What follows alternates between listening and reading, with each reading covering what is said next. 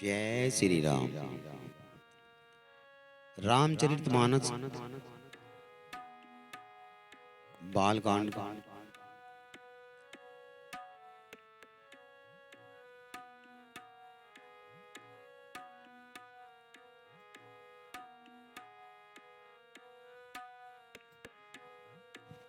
पिछली कहानी में रामचंद्र जी को वनवास हुआ।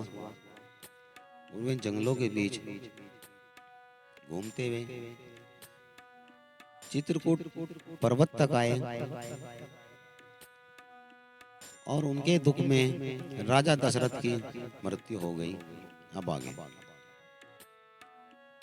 दरबार के पुजारी वशिष्ठ जी, जिन्होंने तब अन्य ब्राह्मणों के साथ मिलकर भरत को राजा बनाने के लिए प्रार्थना की, भरत को जो उस समय अपने मामा के यहाँ थे अयोध्या वापस बुलाए, लेकिन भरत को राज्य पर शासन करने की कोई इच्छा नहीं थी और उस सम्मान को अस्वीकार करने पर अड़े रहे जिसे उन्होंने अधिपूर्वक राम जी को ही माना था।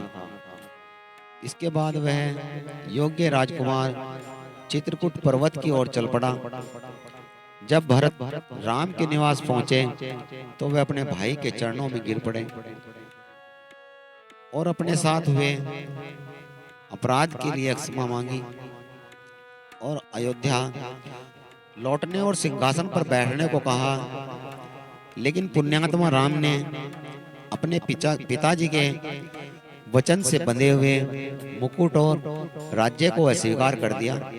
इसके बजाय उन्होंने भरत से अपने पिता द्वारा अपनी मां को दिए हुए वचन को निभाने का आग्रह किया। लेकिन भरत अपने संकल्प पर दृढ़ रहे।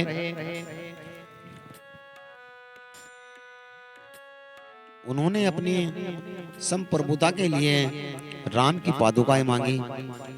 राम के नाम पर शासन करने के लिए अयोध्या लौट आए।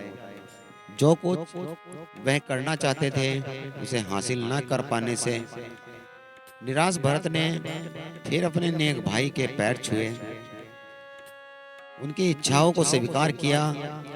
केवल राम के साथ अयोध्या में प्रवेश करने की शपथ लेते हुए उन्होंने राम की पादुकाएं नंदीग्राम में सिंहासन पर रख दी, जहां से उन्होंने अपने धर्मी और दृढ़ भाई के नाम पर शासन किया। उत्साहपूर्वक उनकी वापसी की प्रतीक्षा की, इस डर से कि अयोध्या के लोग चित्रकूट में उसके पास आए। राम ने दंडक वन में जाने का फैसला किया, जो राक्षसों से पीड़ित था।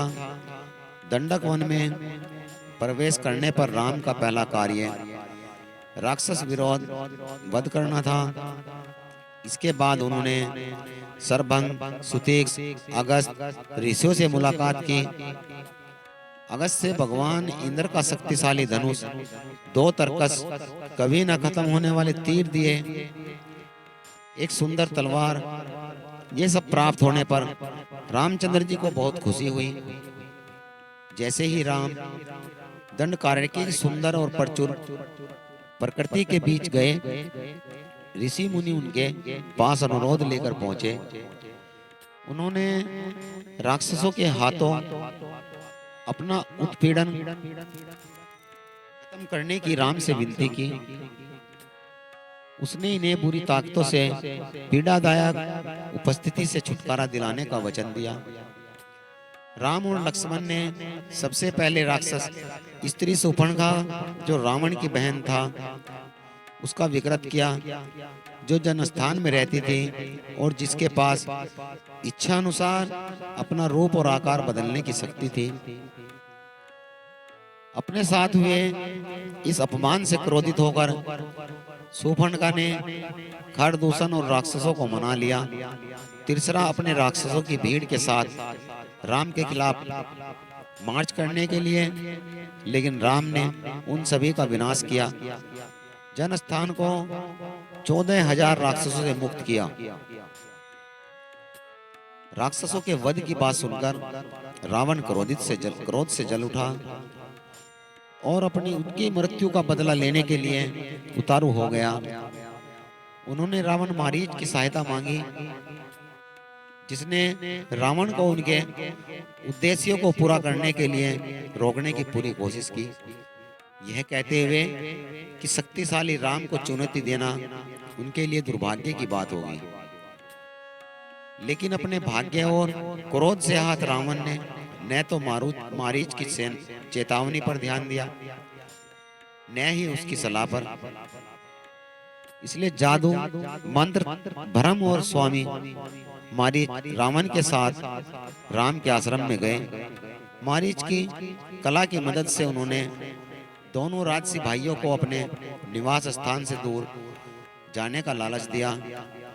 फिर उन्होंने अपने बाजों से राजा जटायु को मार डाला और सीता को उठा ले गए। मरते हुए जटायु ने जब राम को उनकी पत्नी के अपहरण के बताया तो वे बहुत दुखी हुए और विलाप करने लगे। फिर उन्होंने जटायु का अंतिम संस्कार किया। सीता की खोज में निकल पड़े। सीता की खोज करते करते राम की मुलाकात राक्षस कदम से हुई, जो वास्तव में कुबेर का पुत्र था। उसे राक्षस बनने का श्राप मिला था। राम ने युद्ध में कदम को मार डाला, फिर उसका दाह संस्कार किया ताकि उसकी आत्मा स्वर्ग जा सके। स्वर्ग जाने से पहले कदम ने राम को अपनी भक्त दुर्लभ तपस्वी महिला सबरी से मिलने की सलाह दी।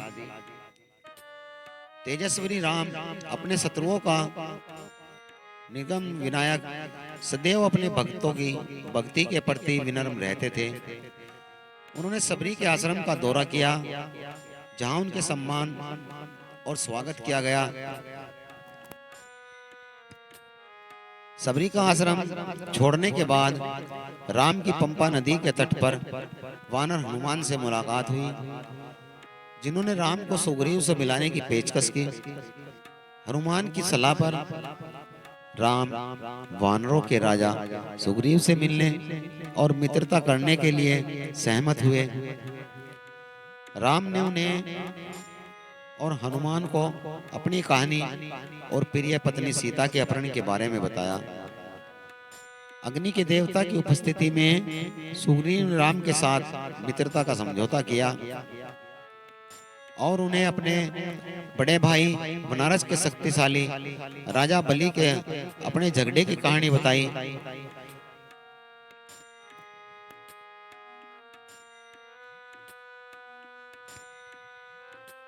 राम ने बाली को मारने की प्रतिज्ञा की, लेकिन सुग्रीव बाली को मारने के लिए राम की शक्ति से आसक्त नहीं थे। उन्होंने राम को बाली की शक्ति का प्रदर्शन का वर्णन किया। राम की शक्ति का प्रदर्शन करने के लिए उन्होंने दुदुम्बी के कंकाल अवशेषों की विशाल ढेरों की ओर इशारा किया। राम मुस्कुराए और अपने पैर के अंगूठे से अवशेषों को 10 योजन दूर फेंक दिया और उन्होंने एक तीर छोड़ा जो 7 साला पेड़ों को भेद गया, एक पहाड़ी को तोड़ दिया, यहाँ तक कि पाताल लोक रसाताल में घुस गया और बिना किसी नुकसान के अपने तर्कस में लौट आया। अब राम की शक्ति के प्रति आसक्त और आसक्त सुग्रीव ने किष्किंधा शहर ले गया, जो एक बहुत बड़ी गुफा थी। नगर में पहुंचने पर वानर श्रेष्ठ सुग्रीव, जिसका सोने का समान चमकीला पीला कोट था, ने राजा बलि को दहाड़ते हुए चुनीति दी। जब तक वह प्रकट नहीं हो गए, बाली की पत्नी तारा ने पति को सुग्रीव की सुनौती स्वीकार करने से रोकने की व्यर्थ कोशिश की, क्योंकि बाली और सुग्रीव युद्ध में जूझ रहे थे। राम ने अपना तीर चलाया और बाली को मार डाला। इस प्रकार उन्होंने सुग्रीव से किया हुआ वादा पूरा किया। इसके बाद राम ने सुग्रीव को बनारस के राजा के रूप में ताज पहनाया। सुग्रीव ने वानरों का संगठन किया जनक की बेटी के ठिकाने का पता लगाने के लिए सभी को दिशाओं में भेजा गया। हनुमान ने रावण के राज्य में लंका की ओर रुख किया, जो समुद्र के पार 100 योजन की दूरी पर था। एक ही छलांग में उसने समुद्र को पार कर दिया और लंका में उतर गया। हर जगह सीता की तलाश की गई, अतः उन्हें सीता को खोज निकाला। जो अशोक वन में बंदी बना रखा था, जो रावण का उद्यान था, वह राम के ख्याल में खोई हुई थी। जब सीता को हनुमान की उपस्थिति के बारे में पता चली, तो उन्होंने पहचान के रूप में राम की अंगूठी दी और जो कुछ भी हुआ था उससे उन्हें अवगत कराया। वैदेही को सांत्वना देने के और आशाओं को पूर्ण होने के बाद हनुमान ने अशोक वन छोड़ दिया और जाते जाते उसने बाग का बाहरी फाटक तोड़ डाला। आगामी युद्ध में हनुमान ने रावण की सेना के 5 कमांडर, 7 मंत्रियों के बेटे, रावण के बेटे को मार डाला। इससे पहले वह ब्रह्म द्वारा राक्षस के दूसरे बेटे इंद्रजीत के द्वारा खुद से अस्त्र खुद को पकड़ रख गए।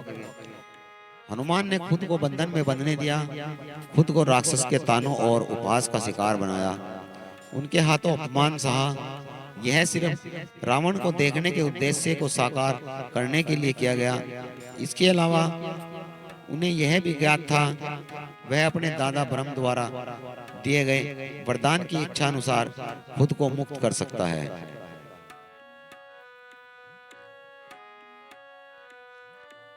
इस प्रकार सुंदर रूप से बांधकर हनुमान को रावण को उनके दरबार के सामने लाया गया। यहाँ उन्होंने खुद को रस्सी से मुक्त कर लिया और पूरे शहर में आग लगा दी। केवल अशोक वन को बख्शा जहाँ सीता को रखा गया था। राम को यह बताने के लिए आगे बढ़े उन्होंने सीता को देखा और उन्हें बताया कि लंका अभियान के दौरान उनके साथ क्या क्या हुआ था। जय श्री राम।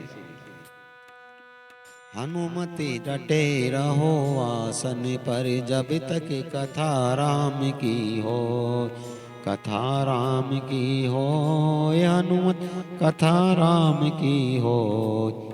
हनुमत डटे रहो आसन पर, जब तक कथा राम की हो।